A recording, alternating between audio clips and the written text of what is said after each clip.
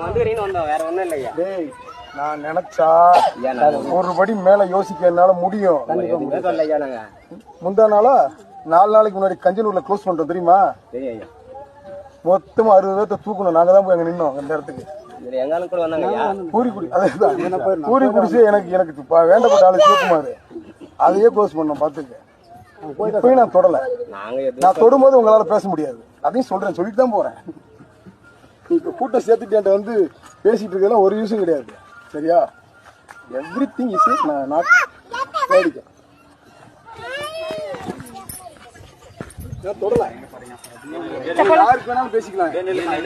அந்த மாதிரி கிருஷ்ணசாமி கூட்டு நான் தொடல. நான் உங்க ஆளையும் தொடல, உங்க வண்டி உங்க கடையும் தொடல.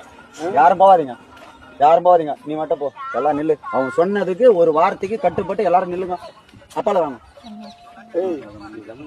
இதே பிரச்சனையை மாறுறதுக்கு எவ்வளவு நேரம் ஆகும்? இந்த ஊர்ல நீங்க என்ன பெற்று 1000 குடும்பமா?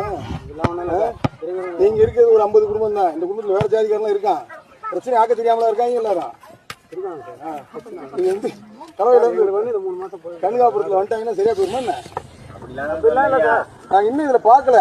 இன்னும் நாங்க இதுல இன்னும் ஆர்வம் எடுத்துக்கல யாரும். அதுக்காக இதை பார்க்காம விட்டுருவாங்கன்னு நினைச்சிடக்கூடாது.